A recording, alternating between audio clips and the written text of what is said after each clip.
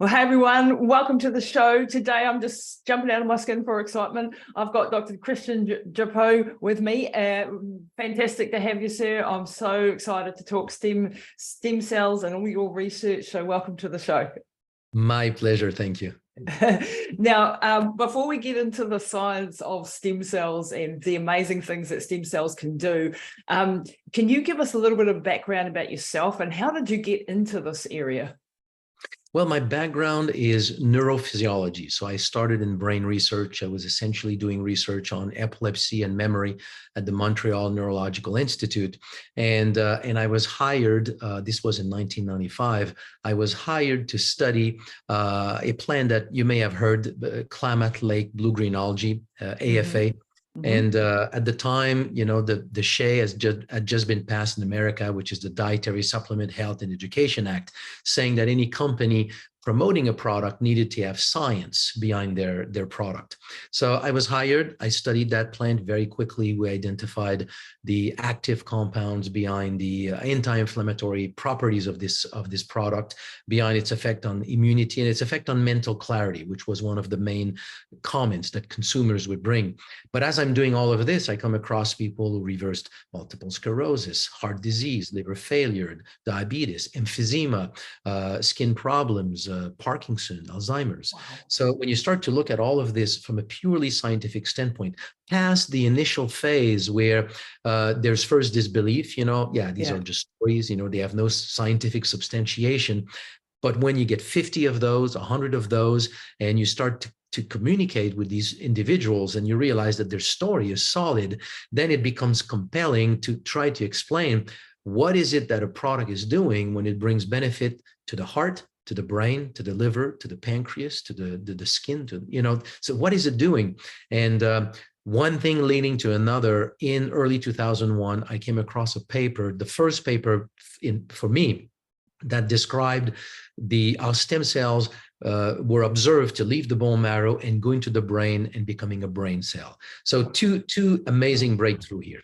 We are in a world, my background being brain research, we are told and have been told that you do not make new brain cells. And stem cells in 2000, 2001 are only known to be precursors to blood cells. So to now show that a stem cells can become cells of another tissue, and of all tissue, the brain, that was an amazing breakthrough. It went unnoticed in the scientific literature in general, but to me, it had a huge impact because I thought, what else can I find in the scientific literature? So I went to look and I found similar data showing how stem cells could become heart cells and liver cells. We are in early 2001. That's the only thing I could find in the scientific literature. But what I started to think was, if stem cells can become heart, liver, and brain, why not lung, pancreas, skin, and the rest? It makes no sense, physiologically speaking, that they become those three and not the rest. And if they do become the rest, you cannot have a stem cell becoming a brain cell, and that's not its function. Like, you don't have something like this in the body. So if they become brain cells and all the different cells of the body, it has to be the repair system. So the thought in the back of my mind was, what if that plant, let's say stem cells are the repair system of the body. What if that plant simply stimulate the release of stem cells from the bone marrow? Having more stem cells in circulation, they will go to the pancreas of the diabetic, the brain of the Parkinson, the heart of the heart patient. You should expect a broad variety of benefits, and that's what we had. So that's the beginning of my involvement in stem cell research, this wild idea that stem cells are probably the repair system of the body. We published a hypothesis on this in the journal Medical Hypotheses, and the work on that plant as potentially a stem cell mobilizer. And we quickly discovered that that's what the plant was doing by counting stem cells. So that's everything for me shifted now, and I became a stem cell scientist. Stem cell scientist from neuroscience. And when you published that at first in the Hypothesis journal, because this is a paradigm shift, really, isn't it? It's a paradigm shift, and I bet you were ridiculed and you know, had a lot of like, oh yeah, right. Yeah, I mean, in the publication itself, I would say, you know, these things go unnoticed unless you picked up by something big. There are so many of these great ideas that just go unnoticed in the scientific literature. But yes, what you're describing is very true. I would say with the idea, with even the product developed, with patents being filed and demonstration with cases of people who reverse very significant health problems, even with all of this, if we would go to any company to carry the product, we would meet the attorneys who would say, don't do this because the FDA will come down and stem cells is about disease. So the FDA or TGA in Australia will shut you down. And my response to that was, no, it's the natural repair system of the body. We're simply supporting a very normal function of the body, which today is very well understood, but back then it was not. And the second obstacle were the scientists who would say, putting more stem cells in circulation means absolutely nothing, number one. Number two, maybe it's bad for you. And I'm showing the cases, and these were like the two main obstacles. And to your point, I remember at some point being in vacation actually, and talking about the whole concept with a group of friends. And there's a doctor that heard about our discussion because there was a convention at that resort at the same time. And he came back later and he says, are you part of this group about stem cells? And I said, yeah, I'm the one who developed it and invented it. And he was a little bit taken aback, surprised, but then he took back his courage and he told me, he says, stem cells being able to become cells of other tissues and all of that, he said, it's completely idiotic. I mean, this is false. And I told him, well, I was writing my book at the time. So I had all the papers with me in my bedroom. So I said, if you want, let me go and get the paper. And he says, you're wasting your time. Like, you're wasting your time. Let me tell you, that's what he said. He said, let me tell you something, son, because it looks like nobody is telling you. You're just an idiot. And the arrogance of it. That's just mind-boggling. I mean, he ate his word. I laughed about it because in a way, it's an image, if you don't learn something in college through academia, when somebody is telling this to you coming from, a completely unexpected direction, a company working with like a blue-green algae, it's so insignificant that it just does not cross their brain and then with any kind of credibility.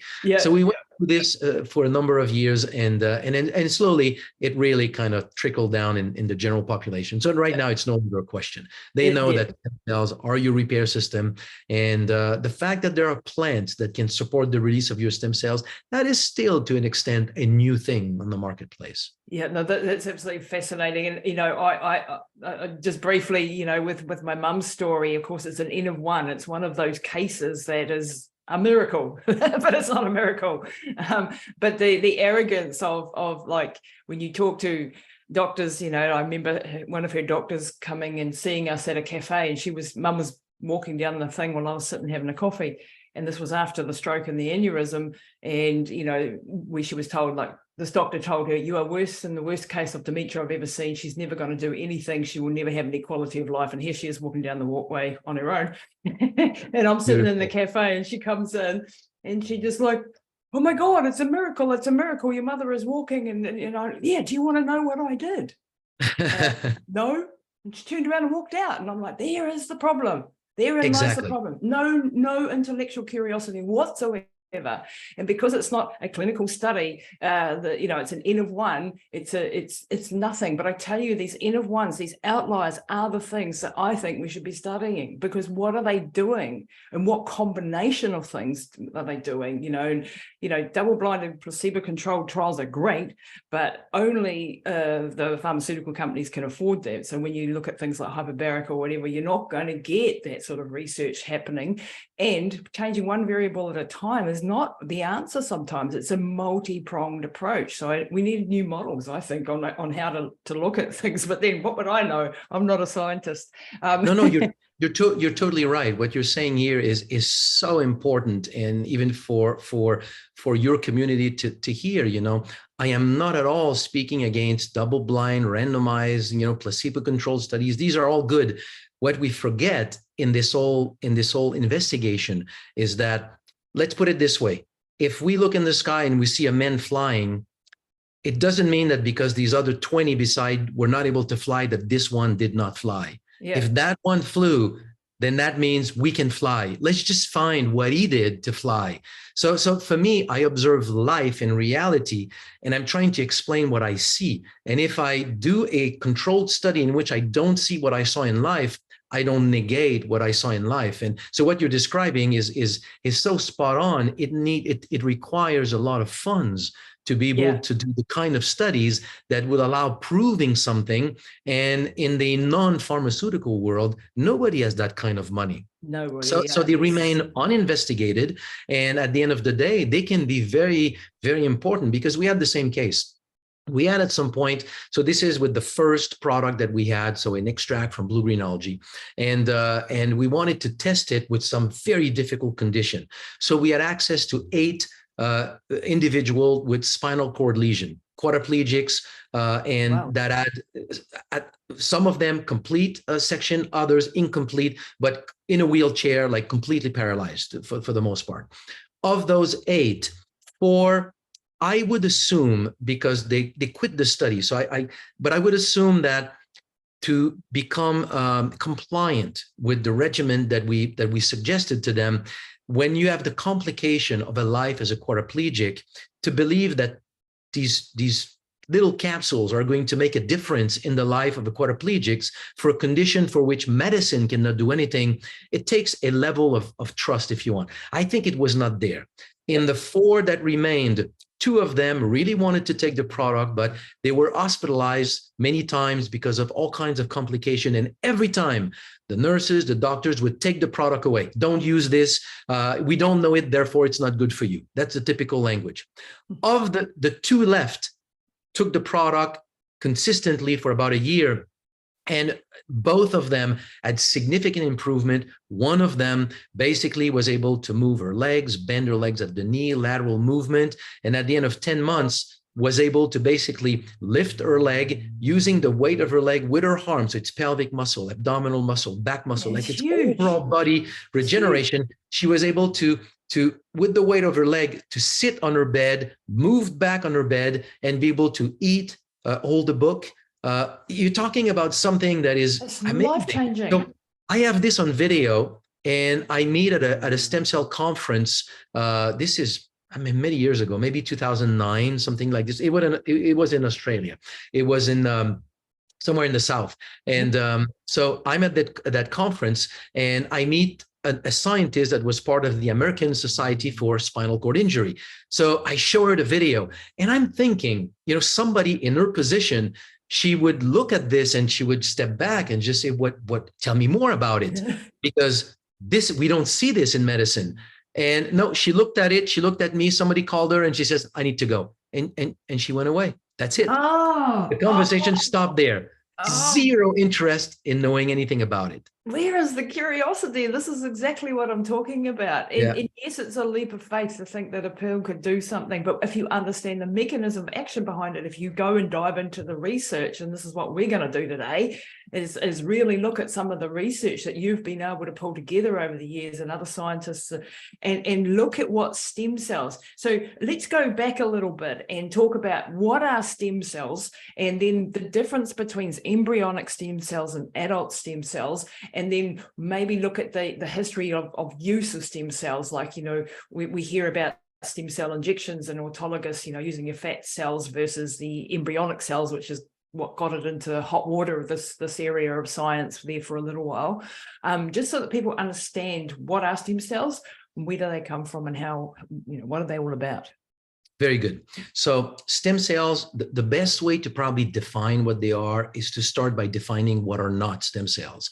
So all the cells of your body that are called somatic cells, so cells of your heart, of your brain, of your skin, all these cells, they're called somatic cells. These are cells that will do one specific thing. They will never transform into another type of cell. And to a large extent, they will never multiply. So you get a cell of you go to the gym, you work super hard, you have injury into your muscle. A cell of your skin is not going to look down and say, gee, the muscle is needing assistance. I'm going to go there and becoming a muscle cell. It won't happen. So stem cells at the other end of the spectrum, they are nothing. They're like a blank cell. Yep. Their real role is in their ability to transform into other types of cells. Historically, they were known to be adult stem cells in the bone marrow historically were known to be precursors to blood cells. They could become platelets, red blood cells, and lymphocytes, but that was it. So the huge discovery at the beginning of our century, in the year 2000, was that adult stem cells from the bone marrow actually can become cells of virtually every single tissue and organ of the body. So these are adult stem cells. We can come back to that in a moment. So let's start by the basics. So embryonic stem cells. Embryonic stem cells have been known for a little bit longer when in the study of embryology, fertility. In mice, in the early 60s, maybe 50s, it was, this whole field started to develop. So we knew that there is such a thing as a cell that can lead to the entire formation of a full organism. So these cells that are extracted only from the embryo. So this is the 8 to 10 days old embryo. Beyond this, then you fall into fetal stem cells. They no longer have the same power. They're still powerful, but they don't have the same power. They have never really been used in any kind of research truly. So the embryonic stem cells are extracted from the embryo. These stem cells are very powerful. The problem is that they are too powerful. If you use any treatment, let's say you inject embryonic stem cells in the heart, you will get heart cells, but you have a good likelihood to get also some pieces of bone, hair, skin, all kinds of tissues. So it's called a teratoma. It's a form of tumor. And it is the main reason why to this day, there are no treatments with embryonic stem cells. The risk of tumor development is too big. So embryonic stem cells have been used a lot in research for one specific application. If I want to test a drug on a human heart, for example, you cannot do studies in humans. You need to do them in animals if you want to look at the mechanism. But if you take a human embryonic stem cell and you turn it into a heart cell, that is now a human heart cell.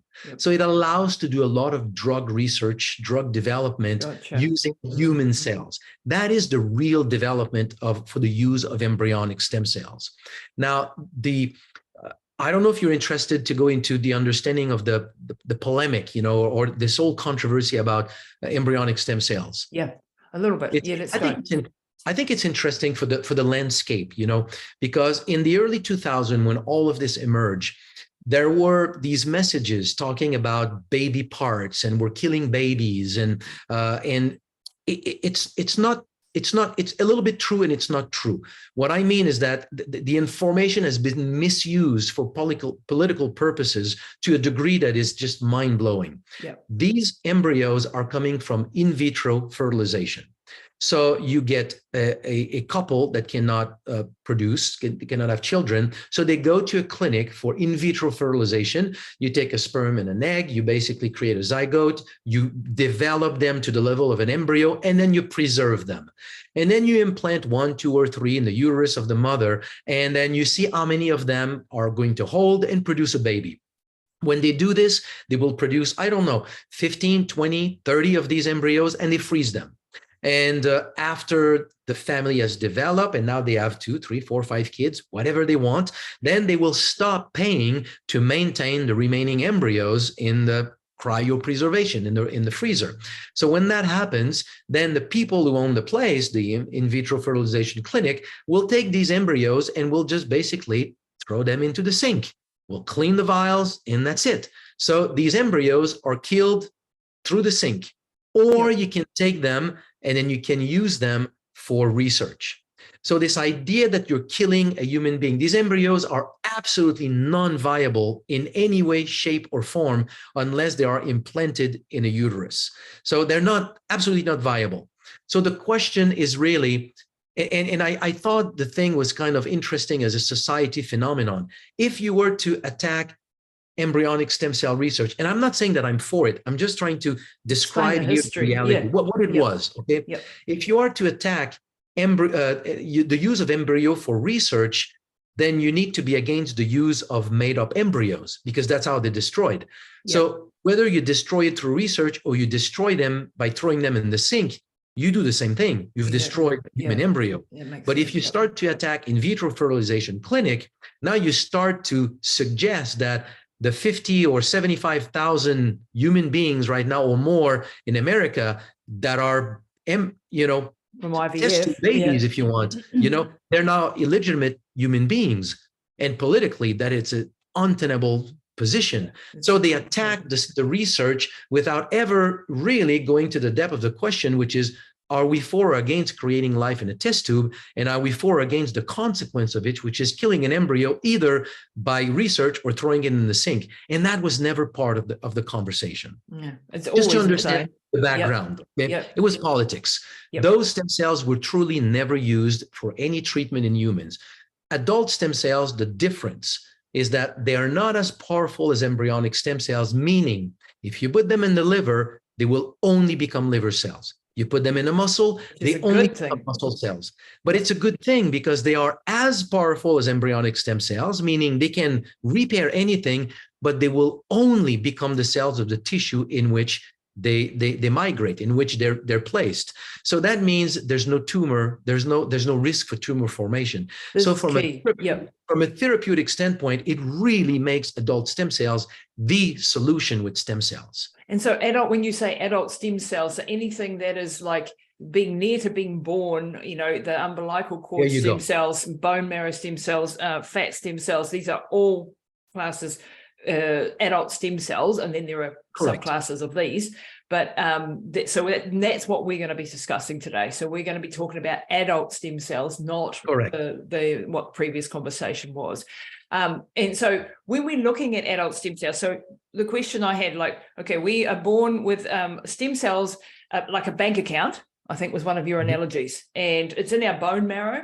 And our bone marrow is yellow, so red bone marrow for starters, that slowly over time, I think by the time of 15, we've lost half of it or 3/4 of it or something that you said, of the red bone marrow is turned into yellow bone marrow.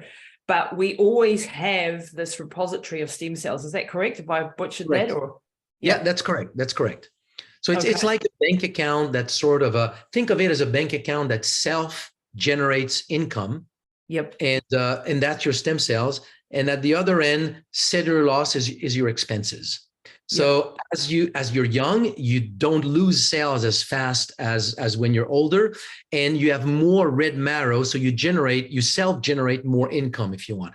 As you age, that red marrow shifts into yellow marrow. So the number of stem cells that you release in circulation declines as you age. By age 30, you've lost about 95% of that bank. But as you age, you also start to lose more cells. So there's a point in your life when you lose that balance between how many you lose and how many you have available to repair the cells that are being lost. That is the point in our lives when we start to experience aging. Yeah, about 30. Well, if you think about it, go downhill. Yeah, exactly. I was working with a group of young people a number of years ago to develop a marketing message about Stem Regen, this product that I developed that triggers the release of your own stem cells.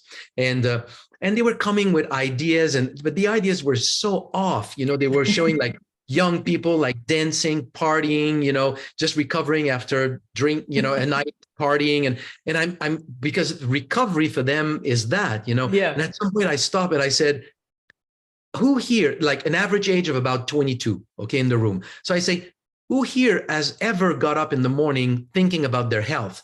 And they're looking at me like, this is such a bizarre question to them. And I'm telling them, the product that we're talking about here is for the people who every day in their life, they get up and they're reminded that something is going down in their health. Yeah, exactly. And from that point on, exactly. That means you have lost that balance, and now your body starts to have every day of your life a small accumulation of unrepaired daily damages. It's that simple. Yeah, exactly. That's most of us, unfortunately, now. Certainly the ones listening to this. And this is where stem cells, so you have been in the research for the last 20 years, really developing things that can help these stem cells get more into circulation. So releasing stem cells from the bone marrow, to put it straight. Now, my first question was, well, are we going to run out of stem cells? Because we're running out of this bone marrow, this red bone marrow. And if I've got, say, 150 million stem cells or some crazy number of stem cells in there, but I'm releasing more through supplementation. Am I going to run out? That was a question that sort of jumped into my mind from the get-go. I know the answer to it, but I still am trying to understand the mechanism of it. Why is that not quite right? Yeah, right. Think of it like I just said, like a self-generating income in terms of bank accounts. So that means these stems, how can I explain this? It's not an easy concept to explain, but it's a simple concept. Your red marrow that you have always produce at the same level.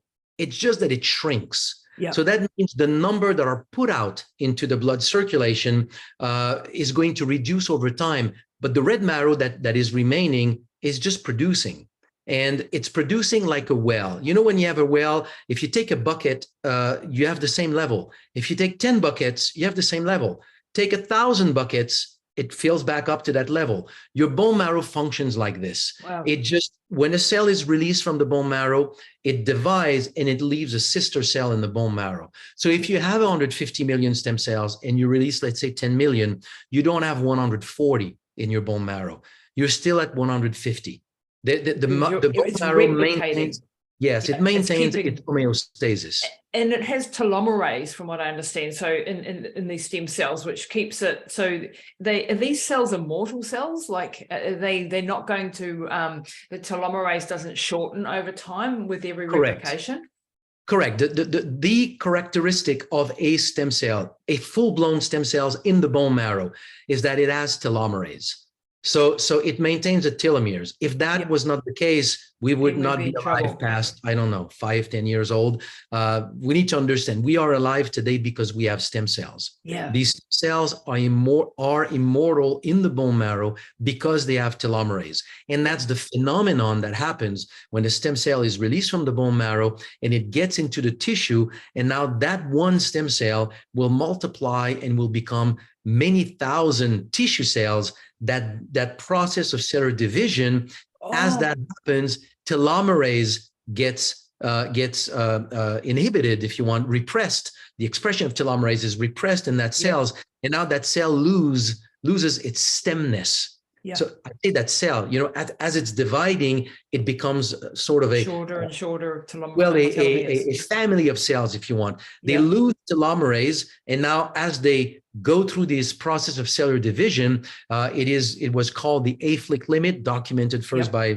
a scientist called Hayflick, which says that you will reach about 50 generations and then you run out of these telomeres. And now you are now a senescent cells, and that cell, its normal life process is to trigger apoptosis and take itself out of your cell pool. Yeah, and that's one of the things we talk about on the show quite a lot is autophagy and how to, get rid of that recycling and upregulate that. And in that context, Lisa, of what you just said, I think it's important to your listeners, in the context of what you just said, autophagy, senolytics, NMN, mitochondrial function, antioxidants, all of these are all aimed at supporting the function of existing cells, trying to make them work the best. When you release stem cells, you bring new cells. Wow. So in a way, it's just like, wait a minute. Like oftentimes I'm using this analogy, which is a silly analogy, but it gives a picture. Let's say your body is a soccer team. Okay. If you've got a bunch of players that are above 50, do you want to make them continue to play until 60, or do you want to replace them by a 15-year-old? Yeah. And that's a little bit the context. Yes, let's try to keep ourselves healthy, but the greatest function of your organs is not going to happen by keeping the old cells a little bit longer. I think it's much better by kicking them out and replacing them by new cells. And that's what we're talking here about with stem cells and putting more stem cells in circulation. This is a mind-blowing concept, because then my mind goes to, well, then, with all that, I don't know how much we're up to now, the 12 or 13 hallmarks of aging.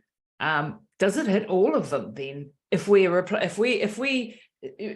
say that stem cells are the repair system in the body, and when we release new stem cells, these become the new cells of the body, and we're getting rid of the problems of the lack of NAD and the misfolding in proteins and all of these things, the Hayflick limit. are all of these things sort of wiped out of the way in some respect, because we're attacking all hallmarks of aging, or is it some hallmarks still independent of the stem cell? I think that's probably, we probably don't know the answer to that 100%. Well, some of them are. Let me try to go through this maybe through a different angle. So one of these hallmarks of aging is stem cell depletion. And I think that there's a big misunderstanding because of the confusion of the word depletion, like depletion of what and where. And because that is not clearly defined, it leads many people to understand, well, you deplete your bone marrow, so you run out, and it's not what it is. Depletion means two things. Depletion means depletion of stem cells in your tissue, because each and every single organ of the body has its own stem cells, cardiac stem cells, skin stem cells, liver stem cells. They're all there. Some of them had been identified before the discovery of what we know today of stem cells, like satellite cells in muscles. They are muscle stem cells, oval cells in the liver. They are liver stem cells. And then we know brain stem cells. All tissue has its own stem cells. But if a tissue is undergoing some sort of stress or degenerative process, it consumes the local layer of stem cells faster than normal, and it can deplete those tissue stem cells. Right. When the tissue stem cells are depleted, that tissue no longer has the ability to repair itself. Then the problem becomes acute. Then you have the disease associated with that tissue. Example, colitis, Crohn's disease, all of these, irritable bowel syndrome, those kinds of issues. Your stem cells in your gut your cells renew every 5 days, lining, very quick. It is so dependent on the layer of stem cells in the gut. Once you've depleted that, you have the acute experience of the problem, the cramping, the pain, all of that is leaky gut, all of that is there. If you put more stem cells in circulation and you replenish that layer of stem cells, you have an amazing impact. You have not changed the disease, but you have brought back function of that to that organ. So quality of life can be immensely increased. That's depletion of the tissue. You don't have depletion in the bone marrow. You have shortening of the red marrow, conversion to yellow marrow. It is a reduction of your pool of stem cells, but it is not a depletion in the sense you never run out. So this, and can I interrupt there just briefly, because I've heard you talk about when they did a big study where they looked at, I think it was heart patients, but they looked at the number of stem cells that were in circulation, and I think it even was with multiple different disease models. They found that everybody that had these diseases, heart disease, diabetes, all of these major diseases, they actually found that there were less stem cells in circulation, and that was the problem. That when there was a correlation there between the stem cells being low and the disease manifesting itself. Correct. This is a concept. I published this in 2013. It also went unnoticed in the scientific literature, I am sure, but it came from. Let's talk about this because I think it's fascinating. It's an idea. So I'm in 2001. I have a concept that I think, like, honestly, myself, very naive, I'm thinking, man, we're putting an end to disease. That was my level of excitement when I discovered all these things. And then I have a product that puts more stem cells in circulation. I'm thinking we have something magical, but I don't know. This is just an idea. So I shipped some of the product to a friend of mine in France who was a naturopathic doctor who was seeing patients that their doctor told them, there's nothing else I can do for you. Medicine cannot help you more. So they were, to me, I looked at them as like, these are like the best cases for me to try, see if that means anything. And we got really good results. But among these cases, there was a little girl with spinal myopathy. She had never walked. She had never stood up. She was crawling some on the ground, and the doctor had told the mom she would never do better. From now on, it's only going to decline. So the mother asked me, can I give the product to my daughter? And I told her it's not really going to help because you're releasing stem cells with the same genetic defect. She had two ends completely paralyzed, so it's not going to help. But she gave her daughter the product anyway. 3 weeks later, I get an email. Her daughter, for the first time, stood up. 3 weeks later, she started to walk. And then I get an email 2 months later, she's in school. There is, like, we have not changed anything to the disease. How do I explain this? The only way that I can explain it is that the disease make the faster degeneration of nerve cells, but if you can replenish these cells faster, or at least as fast as they're lost, then you restore functionality.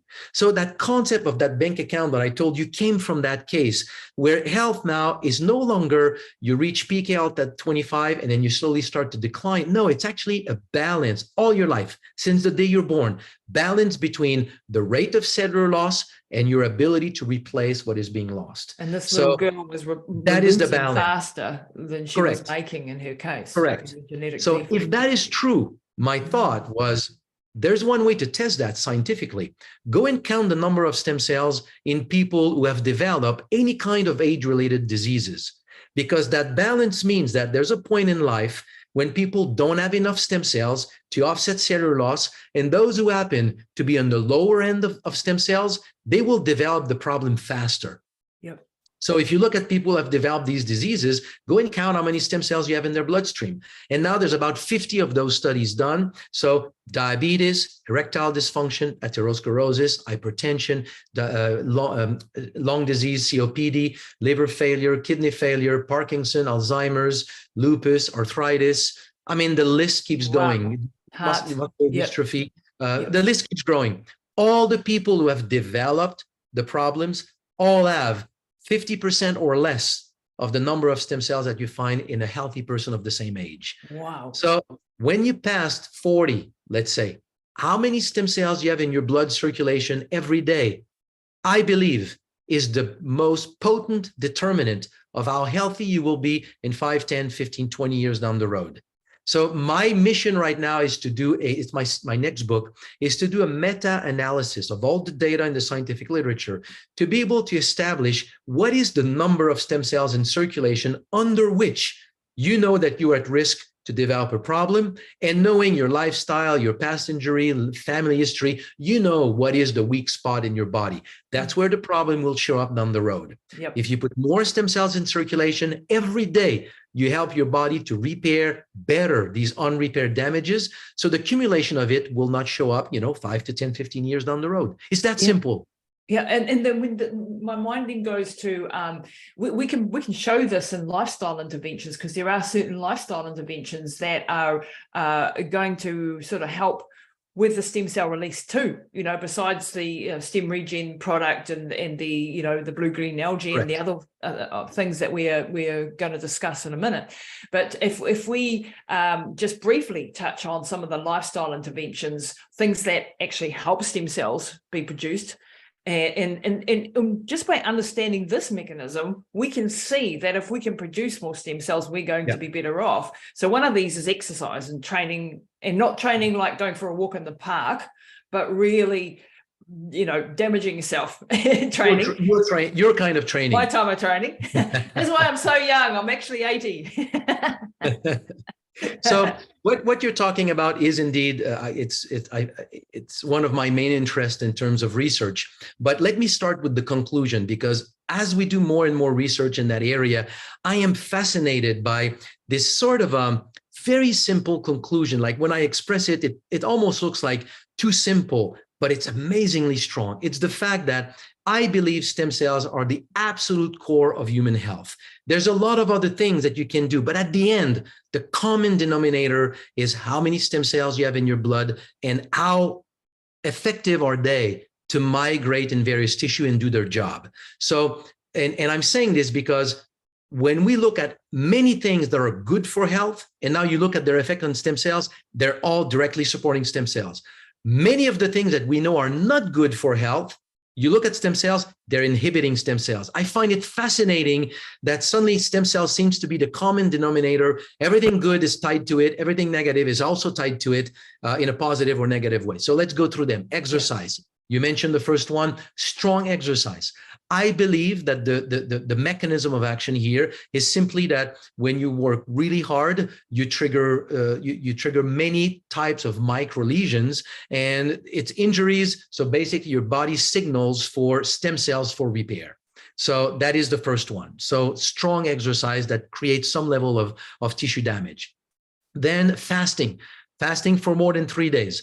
I am not saying that intermittent fasting is not doing it, but to my knowledge, there's no documentation that it does it. And I don't think that it is enough of a stressor to the body to trigger that kind of response. So, but so far documented, water fast for more than 3 days.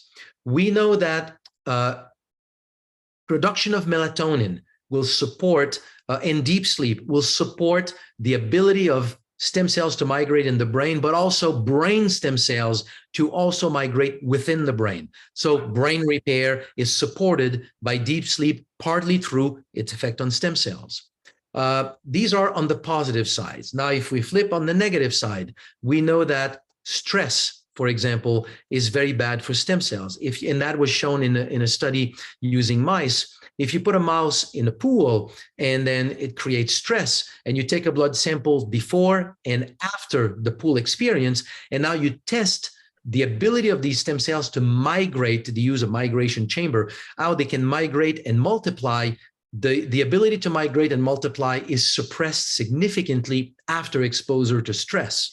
Now, if you take the same mice and you remove the adrenal glands, then that means they won't produce cortisol. So they won't produce they will still experience the stress, but they won't secrete stress hormones. The stem cells are not affected. So adrenaline and cortisol inhibit stem cell? Yeah. So now think about our lives in modern world. Who do you know who is not exposed to some level of stress for what? Nobody. Well, does not exist. What I find fascinating is all throughout the scientific literature, it's a field of study that actually I started to be interested in this in my teens, called at the time psychoneuroimmunology. So the link between stress, emotions, and a slew of degenerative disease. We can almost say that every known degenerative disease is associated somewhere to stress in the scientific literature. And now we find that stress suppresses the ability of stem cells to do their work. And we know that fewer stem cells or lesser stem cell function is also associated with age-related disease. So is the cause of age-related disease because long-term exposure to stress shuts down every day of our lives the natural innate ability of the body to repair through stem cells? Can I ask you just briefly there, you know, like when the mouse is put into the water and has to swim, that is like when you do exercise, you are causing a stressor as well. So, you know, like there's this, or when you are fasting, your cortisol levels go up. So is there a sweet spot? Is a hermetic stress okay? A chronic stress, no? I mean, I don't know if we know the answer to that. I don't know if I can answer that from that study. I would say they're different stress in the sense that when you create yourself a stress upon yourself, it's a different stress than when it is imposed upon you and you have no control over it. Yep. So I don't know if they are the same. The fact that you release stem cells during a fast, I would assume that they're different types of stressors. Yeah, and because cortisol does go up when the intermittent, you know, you do intermittent fasting, even your cortisol levels can rise. But things adjust. It's like when you go and have a sauna. And sauna is one of the questions I had too. Does sauna help with stem cell release? Because it helps with BDNF and human growth hormone. My mind goes to quite likely stem cell release in sauna. I don't know. But, you know, there's this fine balance between all the hermetic stresses. Probably cold exposure would be another one that we could discuss. And I'm sitting in a hyperbaric oxygen therapy clinic, and I know that hyperbaric oxygen, one of its main mechanisms of action is the stem cell proliferation aspect of it. And so we were talking before this about the possibility that hyperbaric oxygen therapy combined with stem regen, your product that actually helps you release the stem cells, would be a beautiful combination, and maybe red light therapy as well. I don't know. What's your take on that, on the synergy of some of the therapies together? So my mind goes to hyperbaric, obviously, but also things like sauna, but also things like peptides. Are we? You're probably too early in the research to make connections there and see any results with, you know, I'm always a multi-pronged person. Like, I'm always looking at how do I attack this problem on 10 different fronts rather than one at a time, sort of thing. So the synergy of things. Yeah, yeah. Well, of those that you mentioned here, hyperbaric chamber, I see an enormous synergy in the sense that hyperbaric chamber has been seen to put more stem cells in circulation, but mostly through a different mechanism than normally molecules that are known to trigger the release of stem cells from the bone marrow. Because stem cells, there is their ability to reside in the bone marrow, to attach to the bone marrow matrix. And if you interfere with that, then they detach and they end up in the bloodstream. But if you start to trigger their multiplication in the bone marrow, as they proliferate, they overcrowd the bone marrow and they are released more by overcrowding. So that's the mechanism of action of hyperbaric chamber. It is by stimulation of the proliferation of stem cells in the bone marrow.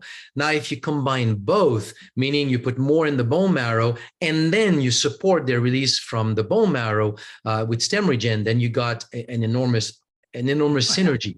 The only I mean, it would be, I know of no studies so far that has been done on this, but it would be, I mean, it's not a simple thing to study because somewhere the outcome of hyperbaric chamber is very, I mean, everybody has their own experience out of it. So how do you have a control for that? So it would not be simple to study it, but I would suspect that there's definitely a synergy there. When you're I'm doing an N of 1 with me and Mum, with stem regen and hyperbaric, so I'll let you know how we go. There you go. Well, it's good for you because you have a good background, you know, having done so many things for your health, you have a good background of how your body responds. So you've done hyperbaric chamber, so you'll be able to see. So I'm looking forward to see what is your if experience. Mum starts running marathons next week. There you go. There you go. Well, if you can't catch up with her, then that will be an amazing story. If she just walks straight, that would be great, you know. So, and then you talk peptides. This is another area that is very interesting. I have not started to really do any research with it, but for many years, the question was, people sometimes take stem regen and you release stem cells, but how do you help stem cells to go exactly where I want them to go? Like I want them in my knee. They won't go to your knee necessarily. They will go where they're called. So when you release them, you don't have to worry. Your stem cell, you are releasing them and they will go and repair in your body. If they did not, you would not be alive today. So they do their job, but are they going to do the job that your mind wants them to do? That's a different story. So there are ways of stimulating the repair process in various organs and tissues. So red lights is one of them. The red lights applied locally, for example, where you drive greater blood circulation in one area of the body. Peptides are going to specifically support the repair of certain tissues while you release stem cells. I see an amazing synergy.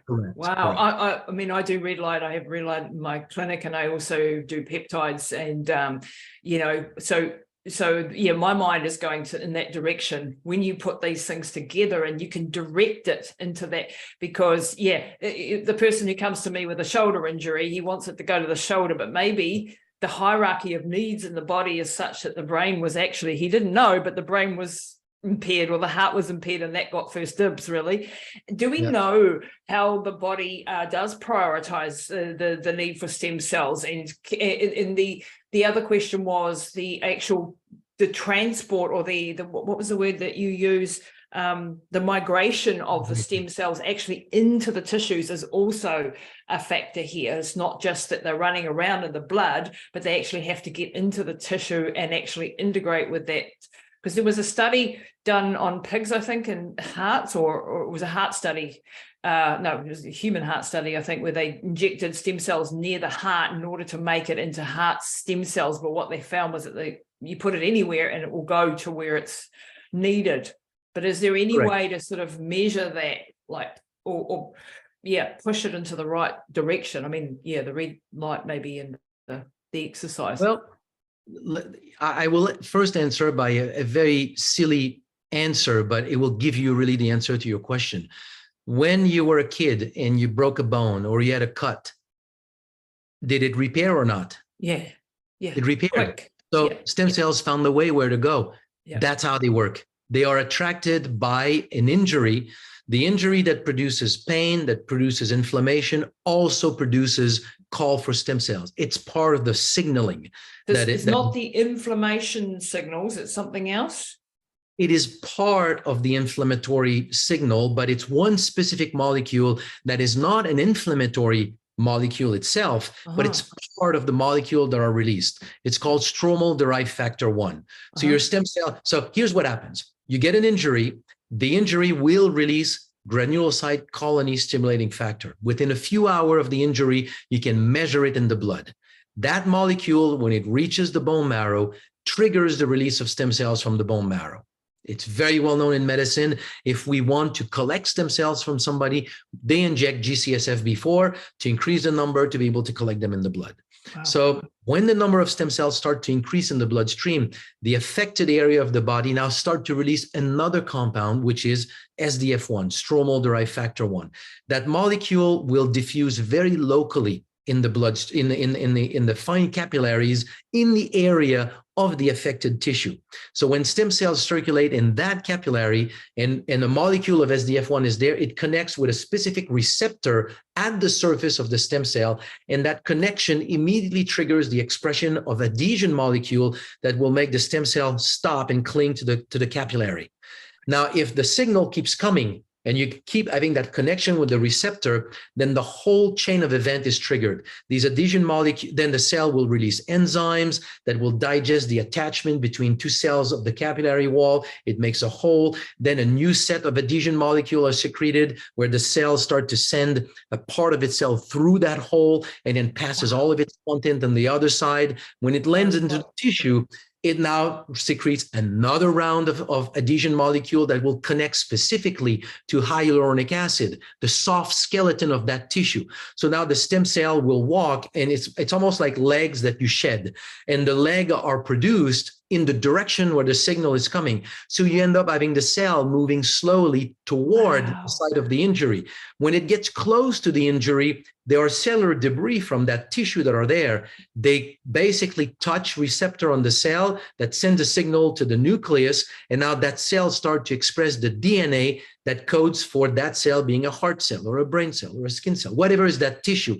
And now the cell will start to morph into a cell of that tissue, repairing that tissue. Wow, and you've done studies, I've seen lectures where you showed this graphically with the, big slides where, you've had fluorescent cells that have been injected, and you'll be able to follow them around the body and seen that they've deposited themselves all through whatever system needed it. And so this migration, this walking of the cells towards the damaged area has to occur. Do the inflammatory signals cause a problem and stop sometimes the stem cells getting to their goal? Like if there's a lot of inflammation, if there's a lot of ongoing inflammation, like a lot of us are dealing with chronic inflammation or ongoing, the cell danger response, all of that sort of thing, is that going to stop these cells actually maybe getting to where they're needed? Does anyone know that? Yes and no, but the answer is yes. When I say yes, I need to go a little bit more in science, a little bit. In your entire blood vasculature, so you got arteries, arterioles, fine capillaries, then the capillaries turn into a small vein, and then it goes back into the main, and it circulates like this. The only place in this entire plumbing where stem cells can leave the blood and go into the tissue is the junction between the capillary and the vein. It's called the post-capillary venule. In that area, something very unique is happening. It's that your capillaries are surrounded by muscles that allow contraction and expansion, dilation, and the veins, the small veins, do not have that. So that means what happens when you come from a system that has high pressure or more pressure to a system that is low pressure? Just think of a river that comes and gushes into a calm lake. At the entrance there, you get turbulence, whirlwind. You get you get turbulence. That's the signal for a stem cell to listen. So receptors are expressed. I'm listening. Am I seeing SDF1, the molecule that trigger migration? No, I get carried away by the blood circulation. So right at that moment, it's the place where stem cells listen to tissues. Right. So if I trigger inflammation in an area, that makes the SDF1, the molecule that triggers the migration, diffuse and start to be, because it's produced constantly in an area that has a long-term injury. So that signal becomes more diffuse. So if that connection happens outside of the postcapillary venule, that stem cell will express its adhesion molecule, will not have any place to connect because it's not into a very small capillary. Now it has lost these adhesion molecule. That's it. Now that stem cells for a while can no longer stop in the flow and migrate. Wow. So it's there in the bloodstream, but it no longer has the ability to reach the tissue. It's carried out in the blood flow. It's still in your blood flow, unable to migrate. So chronic systemic inflammation is associated with a reduction in the ability of stem cells to migrate into tissues. So that's a first answer. The other answer, although, which is I think the positive side, is that the first thing that the stem cell will do in a tissue is to suppress inflammation. You cannot repair with inflammation. Inflammation maintains damage. So the first thing that a stem cell does when it enters into an injured tissue is to secrete compounds that is going to suppress the inflammation. And that is why, for example, during COVID, when people died not of COVID, but they died of the cytokine storm, the cytokine storm, which is sort of an exaggerated response of your own immune system. Well, stem cell goes there, it basically calms down the cytokine storm, and now you repair your tissue very normally. So you have people, these studies were done in the US, in China, in South America, where you just inject stem cells or you release people's stem cells and they are in ICU for days, and they don't know how to, and what they can do with these patients. And within a day or two, they return home and they're feeling much better. Wow. So it's just an example. So that's what stem cells will do. They migrate into a tissue. The first thing that they do is to suppress inflammation. So they are almost like your best anti-inflammatory aspect of your body, but locally, not systemic. It doesn't work like an anti-inflammatory compound. It looks microscopically at the site of the micro lesion. And if there's that SDF1, that adhesive molecule is not present when it comes to that venule, then can you support the stem cell migration by taking things like resveratrol, other polyphenols, curcumin, all these anti-inflammatories that will help stop that chronic diffusing of that SDF1 molecule? I don't know if it will play a role in diffusion or production of it. I don't know if it will play at that level, but resveratrol has been documented to facilitate migration, but more importantly, the multiplication of stem cells into the tissues. So a lot of these will help. But yeah, curcumin, anything that will suppress systemic inflammation will improve the ability of stem cells to identify where to migrate and to effectively migrate into these tissues. Wow, this is just absolutely, this is fabulous, because I do all of those things with mum's case, for example. She's on resveratrol and all these sorts of things, and then you put the stem cells in, and then you put the hyperbaric, which is also attacking the inflammation, and then you do the red light therapy, and you're putting all of these elements together to help the body. And what I love about this is it's all the body's own natural processes that you're just supporting, rather than coming in with a medication, a pharmaceutical that pushes on one pathway to often the detriment of other pathways. So it's supporting that whole base level, coming back down to that sort of cellular health level, really, really important. So I had a couple of questions also. With cancer, I work with a lot of cancer patients.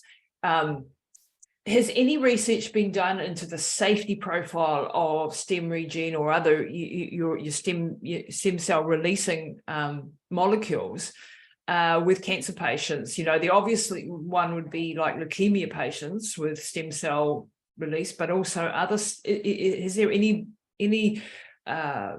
research into that?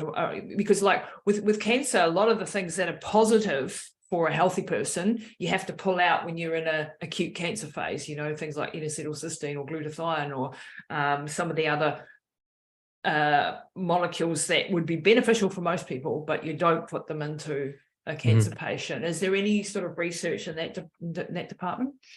There's not. Let me tell you here what I know about it, and I want to make clear that I'm not making a claim here that this can be high cancer. So no claim in that nature, but let me share with you what I know, what we have done to answer that question. Yeah. First, let's talk about why there's oftentimes a confusion or a connection to say, well, if I do something for stem cells, then I may very well support cancer.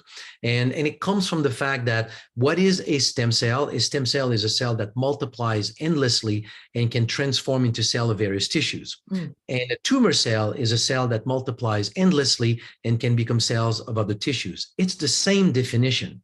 They do the same thing. One is regulated by the aphelic limit, telomerase. The other one is dysregulated. It's dysfunctional and it's stuck in the process of proliferation. They're very different physiologically, though they have a similar behavior. For that reason, those dysregulated cells, cancer cells, were called cancer stem cells. And it makes an amalgam here that creates a lot of confusion. They're very different in their behavior. But when we develop our first ingredient to support stem cells, this blue-green algae extract, we wanted to have an answer to that question. So we did a mouse model using human breast cancer cells that we injected in mice.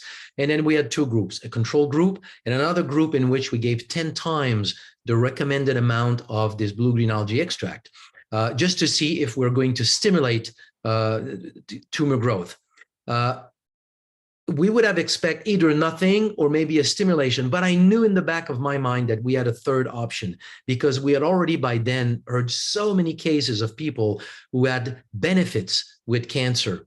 So, and that's what we found. The study basically showed that after 6 weeks, we had a 30% reduction in breast tumor in that model. The study was not done to investigate anti-cancer properties. It was done to investigate whether we would support tumor growth. So I'm not making any claim here, but that's the outcome of the study. But over the years, we have had so many of these cases that have been reported. And not only this, when I travel, I don't do that specific approach of stem cell injection, but I have many colleagues in the world that do stem cell injection. And they have all observed this. Somebody comes for a stem cell injection for, let's say, diabetes, stroke, whatever. And they happen to have breast cancer, prostate cancer. And then 6 weeks later, maybe nothing has happened in the diabetes or the stroke, but the cancer is doing much better. So that observation of the link between stem cells and their effect on tumor formation, not tumor formation, tumor development has been pretty generalized. And I believe that the mechanism of action is to understand that a stem cell is a little bit like an ant. One ant is completely irrelevant. It's a whole ant nest that means something. It's a population. One stem cell is completely irrelevant. If one stem cell goes in the heart and becomes one heart cell, you haven't done anything to your heart with one addition cell. But if that stem cell becomes 5,000 heart cells and you have 1 million stem cells migrating in your heart, well, that's 5 billion cells that you've added to your heart. Now you start to have an impact. So proliferation is super important. When stem cells proliferate, if I have a test tube in which I have stem cells and I trigger their proliferation, if I have quiescent stem cells in another test tube and I take the liquid in that test tube and put it into that one, I will stimulate the proliferation of these stem cells. Stem cells talk to each other through exosomes. So they coordinate their proliferation. And when they start to differentiate, they also coordinate their differentiation. So what happens when an exosome or a growth factors that is stimulating differentiation connects with a tumor cell stuck in proliferation? It differentiates. A cell cannot proliferate and differentiate. So now you basically stop tumor growth. And this whole concept, this whole understanding came when I was working with a research team, and they had stumbled on something fascinating.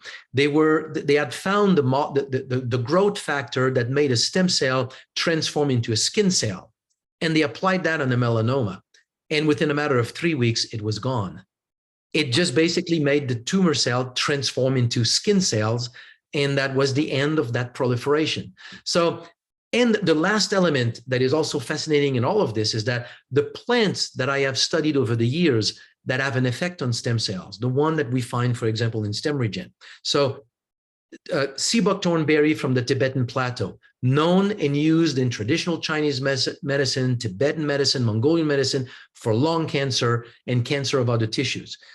Ginseng the same, aloe the same, blue-green algae the same, fucoidan the same. It's like all the plants that have been known historically, or we have shown support the release of stem cells from the bone marrow, happens to have been used historically for cancer. So it's almost across the board. The answer is no, there's absolutely no problem. The stem cell that you release from your own bone marrow will not participate to tumor development or tumor promotion.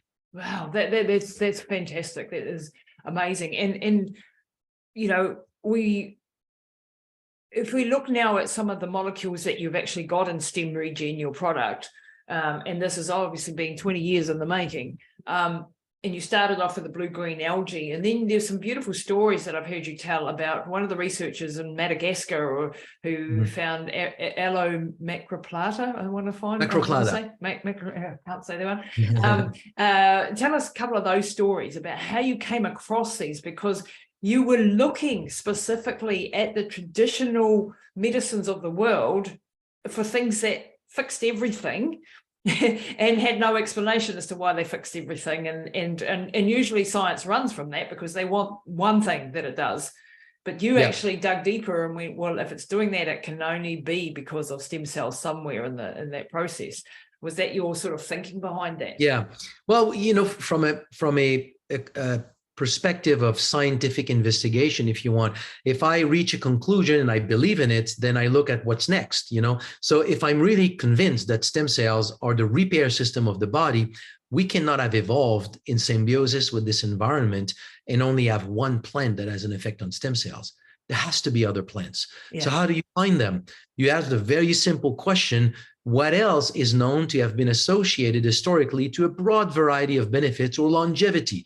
So medicinal mushroom, goji berries, and to a large extent, the so-called adaptogens, you know, those those compounds, those plants that are good for many things, but we don't really know what they're doing.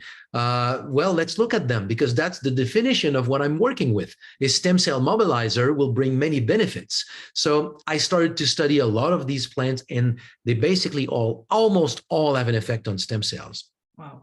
And then the next round was to go into remote areas of the world. Like, let's say you go to Madagascar, that is not part of, generally speaking, of the global economy. They don't have goji berry and ginseng in Madagascar. They have other things, though, that they use there for many kinds of health benefits. So I came across a pharmacist. She was traveling into many areas of the world, Papua New Guinea, Africa, South America, and Madagascar. And I asked her, she was looking for plants for Parkinson and Alzheimer's, for pharma. And I asked her, have you come across a plant that the local healers are telling you, use this, it's good for everything? So she said, nothing is good for everything. And so I gave her a copy of my book, and I said, I'm not looking for something that is good for everything. I'm looking for something that is good for one thing, releasing your stem cells. But experientially, in folks' medicine, it would have been associated to many kinds of benefits.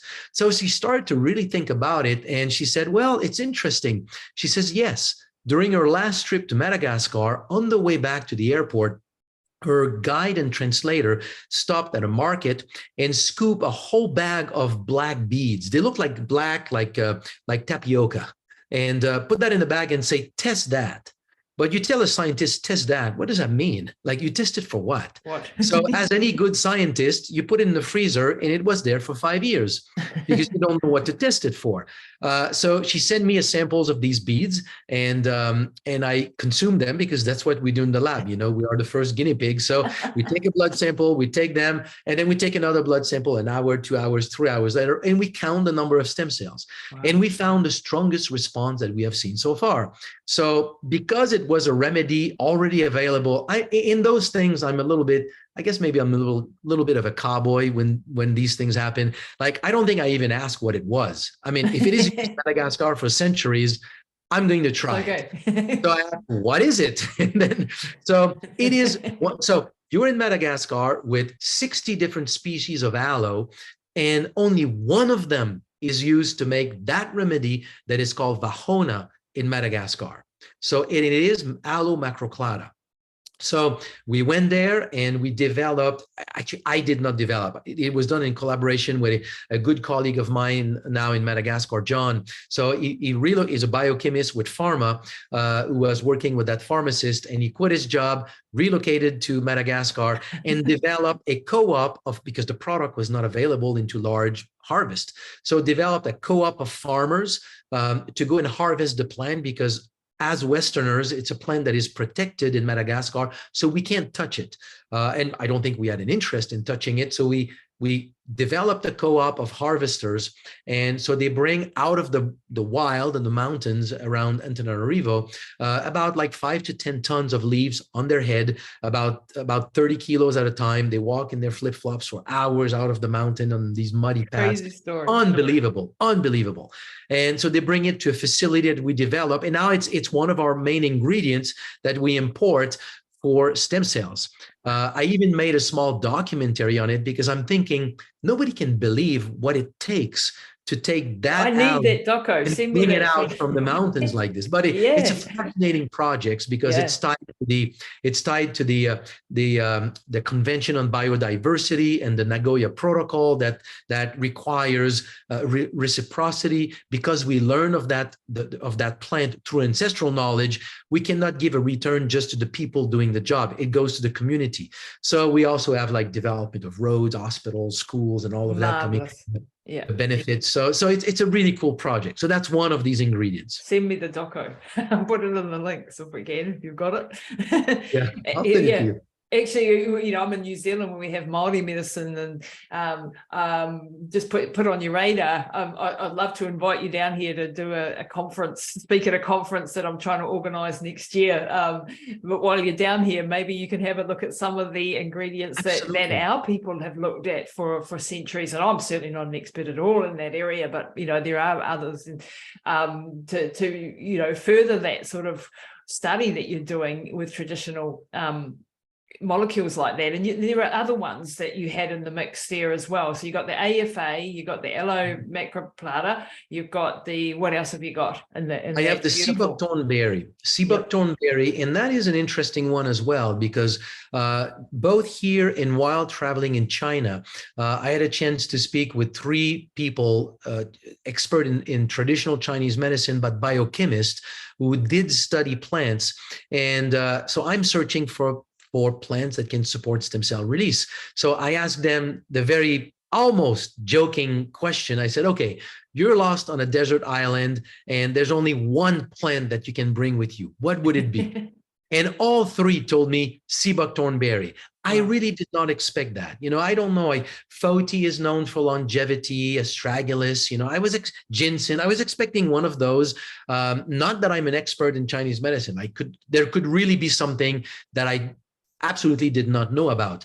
But sea buckthorn berry, I was very surprised. So I went into scientific literature and I discovered a plethora of studies documenting benefits to the lung cancer, to the heart, cardiovascular system, diabetes, to help repair a burn to the skin, broken bones. So you see the digestive system. When I was down there and I asked people, so how did you use sea buckthorn berry? And the man working there was saying, oh, when I was a kid, anytime we had digestive problem, our mom was making us a juice of sea buckthorn berry.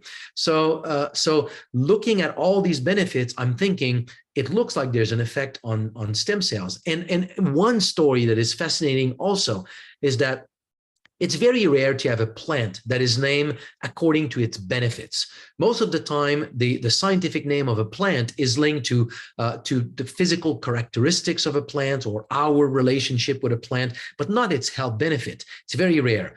Sea buckthorn berry, its scientific name is Ipo-Phi. Ipo means horse, Phi means light. So it means shining horse.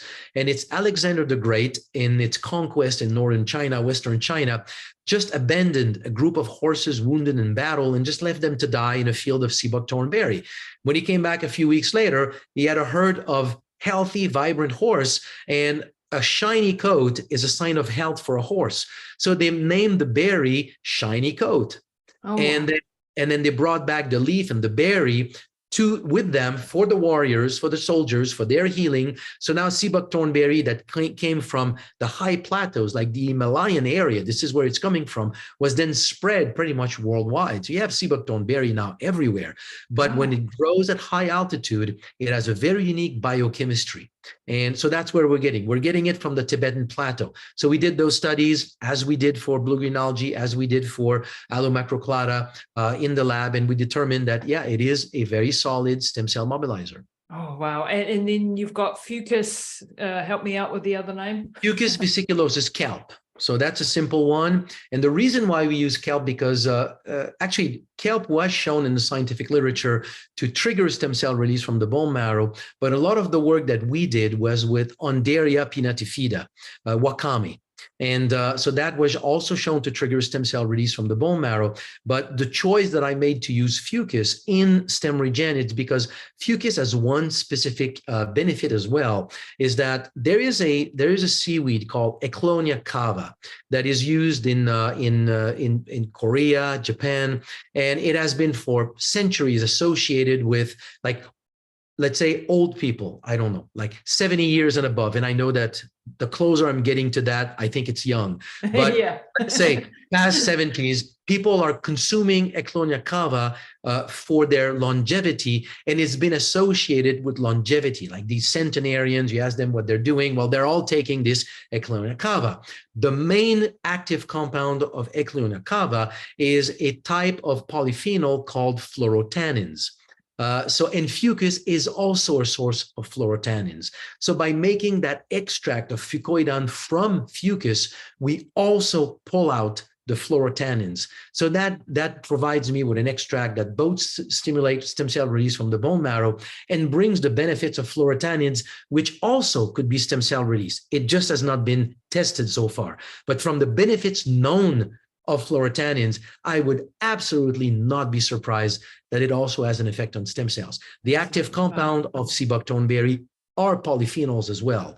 So it could also be the mechanism of action. I just don't know yet. And the other ones are polysaccharides, aren't they? And the other ones are the active compounds. Are they all polysaccharides, or are they polyphenols? No, well, the two others are, well, polysaccharide. One is growth factor, one is polysaccharide. The thing is that as we're doing the research on these different products, I'm expecting every time that we test one, I'm expecting that I'm going to see stem cell release from the bone marrow. So at some point we study, let me, 1 second here, the house is getting a little warm. There you go. Yeah, we don't want you to cook. So I'm testing colostrum because I'm working with Dr. Jensen in her lab, and then she has done a study on one unique, highly fractionated colostrum that comes from South Dakota on free-range cows. And she told me this product is amazing, what she saw in the lab on the immune system. She says, I think might be an effect on stem cells. So we tested on stem cells, and then we see this drop, this like sudden drop in the number of stem cells in circulation. So we're thinking something is wrong with the equipment. So we need to clean everything. We change the reagents, we do everything, and we test it again, and we see the same response. And there's a point where we need to, and honestly, I think every single true researcher, scientist working in a lab, they've all gone through that process where you discover something that is unexpected.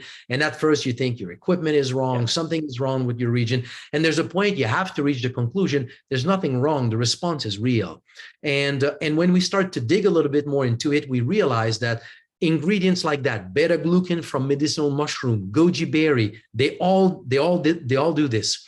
They increase the number, the density of the receptor that connects with SDF1, that molecule that is released from an injured tissue. So if you have more receptors, that means stem cells are more efficient to respond to the signal coming from tissue. So they migrate faster, so they disappear from the blood.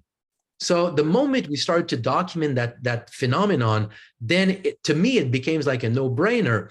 If you put stem cells in circulation and they need to migrate into a tissue, and you discover a compound that facilitates that migration, well, let's combine them so that we end up with a greater sum in terms of actual impact in the tissue. We don't talk about it scientifically in any of our literature for the simple fact that there's no drug now known or documented to stimulate stem cell migration. So if there's no drug, that means there's no scientific literature documented that process. So I cannot, if I publish, I have no other documentation to compare the response to, so I cannot really have a discussion. So somewhere we need to just dive very deeply into this whole process before being able to publish on that phenomenon. And, you know, we're a dietary supplement company. We're not a drug company. I don't have 50 million to research. I've got a friend who I'm actually having a business meeting with after this, and he, Peter, and he actually said, you know, we've been talking about your work, and 20 odd years ago, Peter was in this realm, biochemist, and he was looking at colostrum and actually developed a product back then that was using New Zealand colostrum, so put that on your radar, and found that was, you know, a part of the formulation that he made back then. This is before, you know, all the stem cells. So it's just a small world. Yeah, I bet you two would have a fabulous conversation, actually. I mean, stem cells, the only thing we discover, honestly, we're not discovering anything new nothing new. These compounds like sea buckthornberry, that has been in the Tibetan plateau, Mongolian medicine for more than 2,000 years. Been doing stem cell release for more than 2,000 years. Know that that's what it was doing. We're not discovering anything. It's just that now with the discovery of stem cells, we have means of starting to look in that direction. So when we look at in that direction, we just lift the cover into this natural phenomenon in the body that we just were unaware of before. Wow. That's all. Actually, on that count, I'm looking quite deeply into spermidine. It's one of the supplements that I have in my range, and looking at actually launching something along this lines with spermidine. Is that one that you've looked at? Because that is one of the things that hits so many of the pathways, so that it would be a connection in my brain, at least, to be looking at. Is that one of the things that it does as well? It's you know, extract of wheat germ and things like that, and aged cheeses and so on. Have you come across spermidine in your travels?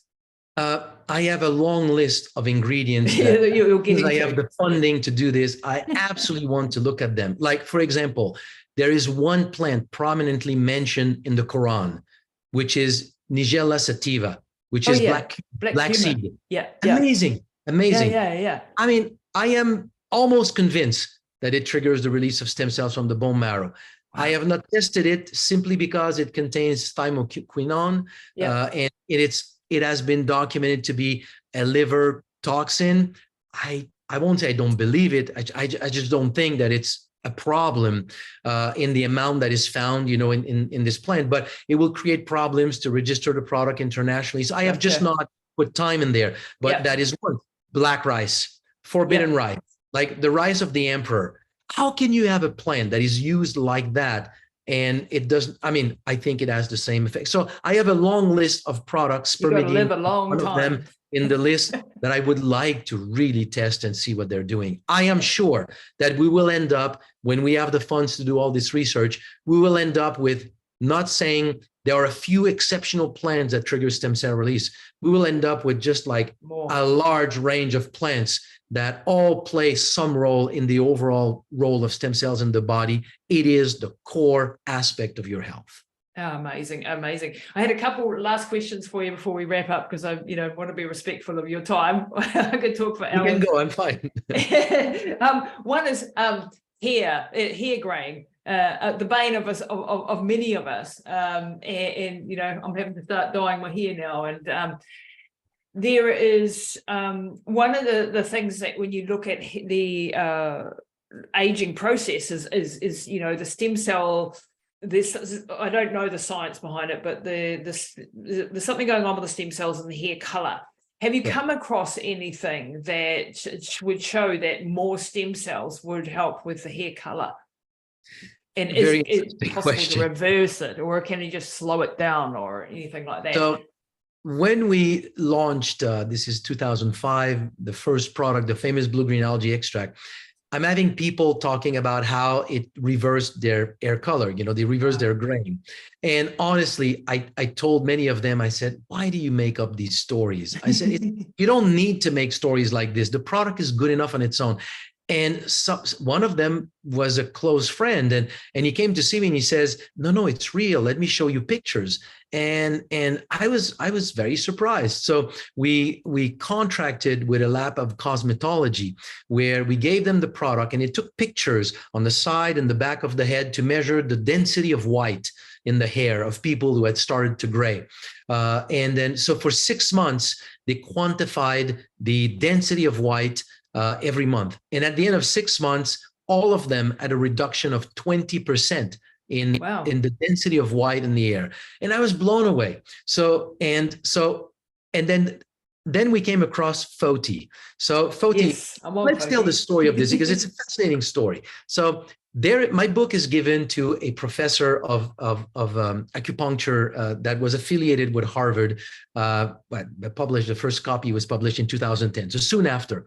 So she reads the book, and as she reads the book, then we get she gets in contact with me because the description of embryonic stem cells and adult stem cells were identical to how she described the Jing.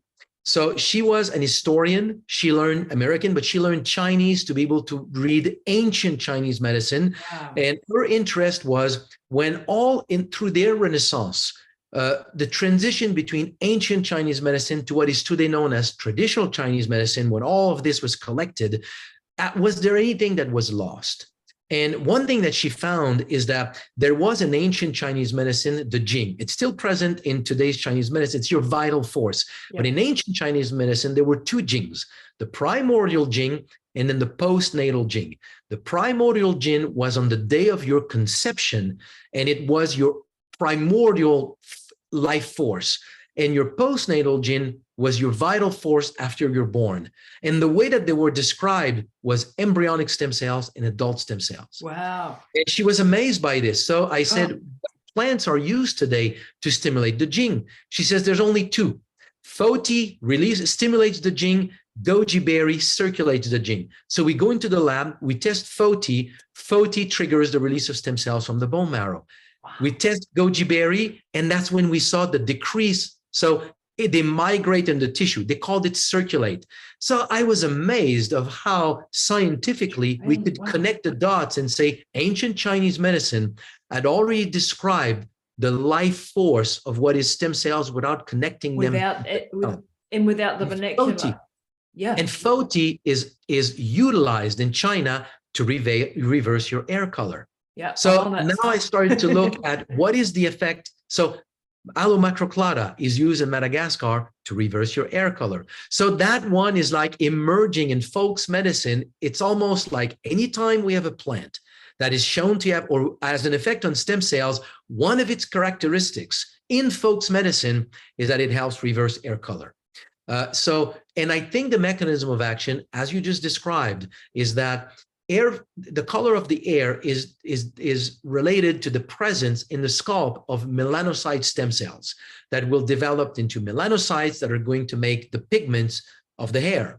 So once they're depleted, you don't have the ability to make the pigments. Now, stem cells can migrate in every tissue, but the reason why it's not working for everybody, it's just that if a stem cell migrates in the scalp, it will, in the environment of the scalp, detect that it's the scalp, and it's very likely to produce hair melanocyte stem cells or hair follicles, to help hair growth. But honestly, in your survival, how relevant it is it? Yeah. You have your natural hair color. It's not only low, it's absolutely irrelevant. Your hair color is irrelevant to your survival. Yeah. So I don't think the body prioritizes it. So we have these interesting cases that are coming, that are telling these stories, but I just don't think it's happening massively because it has nothing to do with health. Now, if somebody would like to really stimulate it, then I would say use something like needling on the scalp. You trigger an injury to the scalp, you will drive stem cells in that area. When stem cells penetrate the scalp, they will become the cells of that environment, which includes hair follicles and melanocyte stem cells. Funny, I've just started doing microneedling of the scalp because that was my connection. I think after I listened to one of your stories about the burns victim that I want to discuss as well. And so my brain went, okay, I'm taking Foti now, I'm taking stem regen, I'm taking all of these things to try to reverse the hair that's starting to go grey. And if I create a sort of a micro injury there and create that signaling molecule to say, hey, priority up here, it may override some of the other priorities that are, you know, because I want it to go there and do that. I mean, an organ won't create an over priority over another one. What happens is just that they circulate everywhere. When they go to a place there's an injury, they're called. Now the strength of the injury, the degree of the injury will create a higher pull, if you want, in one area. So number wise, more could be pulled in an area. But if you don't have like severe injury, the moment you create an injury in the scalp, it becomes one of the area where they will migrate. Wow. So that just makes so much sense. So can you tell us that story about the lady who was burnt as a young woman? And so this is in the early days of working with this blue-green algae. So we have all these cases, you know, multiple sclerosis, the liver, the heart, all of these, but they're just stories. You know, I don't have the medical record. I am the type of scientist that I'm not going to deny real life observation because I cannot explain them. It's very common in science. If I cannot explain it, I will deny. I say it's you make a wrong observation. There's a mistake in there because it doesn't fit with my mental representation of the world. I find it actually pretty dumb. Thank you. Arrogant. But arrogant. And the funny thing is that every 5 years we discover that we were wrong 5 years ago, and it never happens that today, well, we will be wrong 5 years from now. So I observe reality, and if I can explain it, I just say I can explain it. So in any case, I'm having all these cases. I don't deny them, but I can't explain them. They're not medical records, so they just don't rise to the level of like gnawing at me, you know, like being compelling to tell me you've got to study that, you know, to study this whole thing, until I got that case. So this is a photo album that I got in the mail, and there was a letter with it. And that lady is describing how when she was 12 years old, she was walking with a kerosene lamp and she tripped and she fell and she burned herself on her face, chest, and arm, 3rd degree. She was heavily scarred, like a burn patient, like heavily scarred all her life. At 60 years old, so this is 50 years later, somebody gives her that blue-green algae for whatever, not for her scars, I'm sure. Then she says the first thing that happened is that the scars became inflamed, red, and itchy. But so you would think, many people would think, oh, this is an allergic reaction, this is wrong, and I should stop. But she said for her, it felt healing itchiness. So she continued to take the product, and she took a picture of herself in the mirror every week. And she ends by saying, go and look at the photo album. And as I'm going through the photo album over 1 year's time, the last picture has no scars left, and you could see the entire transition. So that I could not deny. It's not a study, but how do you deny that? It's like what I said before. When you see somebody fly, how can you deny this? He's flying. So now that means we can all fly. If we don't explain it, we cannot deny. So I cannot deny that this woman completely reversed her scars in a world where, as far as I know, you don't reverse scars. No. So this became the case when I'm saying, okay, we need to know what this product is doing. So we started to do various projects. We got good data, but nothing that ever really explained it until I fell on this article describing stem cells going to the brain. And that was the start, you know, of everything that we've talked about today. Wow, that's just amazing. And that is something that is interesting to think about as well, because scars, for example, it's very common for a scar to be physiological years after the scar has technically healed. Yeah. You can determine that a scar is physiological in a very simple way.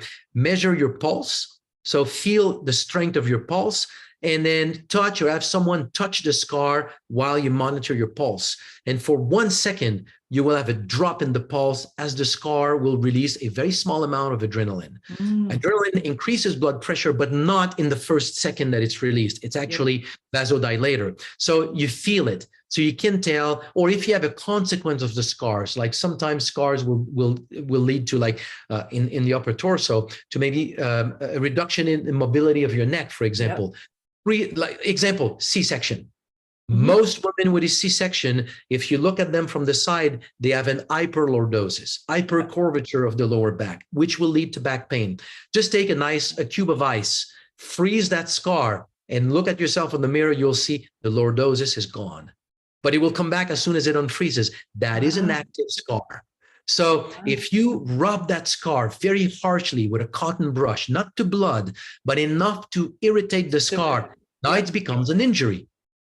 And now you release your own stem cells, and you can really improve scars and all the consequence of scars in the body. So because there's a direct link between how many stem cells you have in circulation and the ability of your skin to repair. I mean, we may not have time to go through that, but yeah, that relationship is very clear. That's amazing. I've got a friend who has extensive burns, and we're doing hyperbaric, and I want him to get on this product and do that and stimulate, irritate the injury. Just document, see whether that does anything. The last question. Lymphocytes, you mentioned lymphocytes very briefly. Is there any connection between stem cell release and improving the immune function? Lymphocytes tend to drop as we age, and your neutrophil to lymphocyte ratio is a very important ratio to sort of see how your immune system's faring, if you will. Any research there? Yes and no. When we quantify lymphocytes in our studies, because when you quantify stem cells, you always quantify them as a proportion of your lymphocyte population. Yes. So we also quantify lymphocytes doing complete blood count. So we know all the different types of lymphocytes. And we have not seen historically any kind of change in the lymphocyte population. So I would say no. However, a lot of these ingredients have also been documented mostly on their effect on the immune system. Example, the blue-green algae. Before we discovered its effect on stem cells, what we had published, it's its effect on natural killer cells.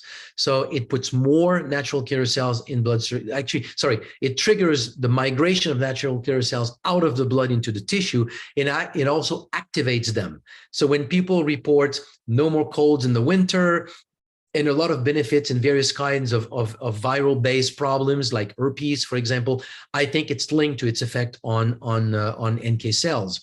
It tends to suppress neutrophils, which is probably partially linked to its anti-inflammatory effect as well. And it stimulates the front line of the immune system, which is your macrophages. So it has a very balancing effect on the immune system. You also have documentation of the effect of sea buckthorn berry on the immune system. Fucoidan has been documented a lot on the ability of reducing the migration of neutrophils into your tissues where they trigger inflammation. So it's used a lot for arthritis and inflammation in joints, for example. So a lot of these ingredients, their historical use has been to support the immune system, beta-glucans, colostrum. So these are all products tied to the immune system. So there's a lot of a cross here with these ingredients and their effect on the immune system. I do not believe that the effect on the immune system is through stem cells. Stem cells are less than 1% of your lymphocyte population. In the bloodstream, at least.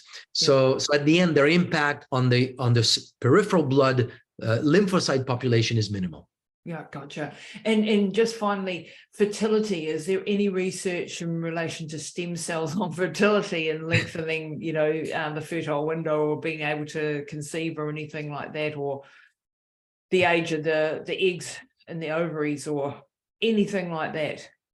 All your questions spot on amazing stories that we have. I can only give you the answer through a series of stories where we can connect the dots, because we have never done a study on that specifically. When we started with this blue-green algae extract, it was a network marketing company. So there's communication with people, and emerged this concept that was fascinating for me to observe. They called babies born from people taking this product algae babies. And these were babies from mothers who took the product before, or took the product during breastfeeding, or provided the kids very young in the bottle, or they gave them the product. And typically it would be a very healthy child, no perinatal problems, very young emotional maturity, good coordination, good cognitive development. Like, they just look like amazing young kids. So you would go to meetings, you see a child, that's an algae child, right? An algae baby. It was a funny, it's not a study. It was just this observation, that was done.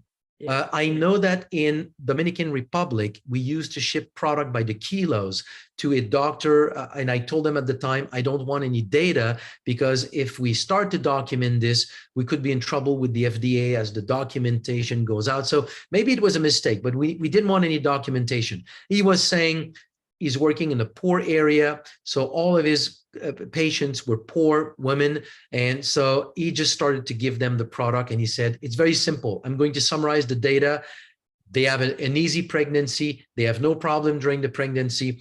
They deliver easily without problem. The child and the mom are healthy. So I'm giving it to all the mothers. But on fertility specifically, one thing that was also emerging is a number of couples who had tried to conceive for many years and they were unable to. And within a matter of a few months on the product, came back and had been able to conceive.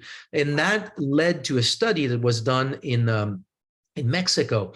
At the time we were open in Mexico, and it's a fertility clinic that has seen two men with a very low sperm count, like 2 million and 5 million, which was too low to conceive. And both of them were seen in a matter of a month or two with levels above 20 million, which made them possible to conceive. So they saw that they were both using this product, so they communicated with us. So we shipped them product, and it was included into a study with 14 couples. And about 3-4 months later, I communicated with them and I said, so where are they with the study? And the contact between me and the clinic said, don't tell me. They stopped the study. I said, what happened? Like, was there a problem? He said, no, 7 of the couples are pregnant. You're killing the business model. So I never got the data. So I have no data to show. I just have that story. And attached to this, all I can say from a mechanism of action is that we have shown in our studies over the years, we're adding various markers of stem cells to kind of document the different various subset of stem cells. So we have started around 2012, 13. We started to add CD34 and to gate with flow cytometry for small cells, the famous V cells. So they are very small stem cells, and those cells in the body are the most potent, and they have been shown to be able to become sperm and eggs as well. So they are the most pluripotent stem cells in a human body.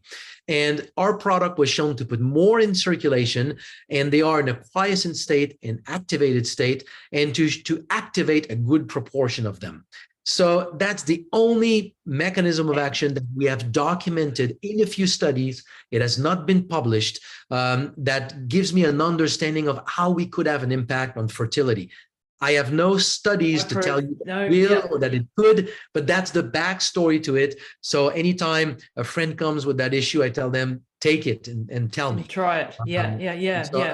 I would give it a try. I would give it a try. That's all I can say. Absolutely. I'm absolutely blown away by this interview. I think it's one of the most fascinating interviews I've done, and I've done a lot of interviews. So I'm just ecstatic to have met you, grateful for your work. Please keep it up, and I'm going to be on STEM Regime forever. Well, and that's going to be a long time. I am just absolutely just blown away by this. And I know there's going to be a lot of questions from my audience, so we'll probably be annoying you on occasion to perhaps come back and tell us what's the latest. I would be pleased to do so. Oh, wonderful. Dr. Christian, you've been absolutely fabulous. Where can people find you and connect with you and all of that sort of good stuff, and your book? Well, our website is stemregen.co, not .com.co. The book is available soon on that website. Right now, it's on Amazon. We can ship to Australia. I know that you have a lot of followers in America, so they can get the product in America. We will work to bring the product down there, down to New Zealand, down under. We're in New Zealand, so we need it in New Zealand. We'll work together, and I'm trying to make that happen, because I think after listening to this episode, I think if people don't want to rush out right now and grab some, you're a damn fool. So thank you so much. And your book is, your first book was Cracking the Stem Cell Code. The title of the second book is... I don't have a title yet. But I mean, honestly, it's ready to write. I just need the time to sit down. And it's going to be to explain how a decline in stem cells is the cause of disease formation and what we can do to avoid that. what is the number of stem cells under which we're at risk to develop a problem, which make us now talk about stem cells as a risk factor. So now we talk the language of medicine, and we can really now bring this whole concept through modern medical science. Yeah, we've got to get this out to the world, Christian. It's just too good to be kept to ourselves. Thank you so much for your time today. It's been absolutely wonderful.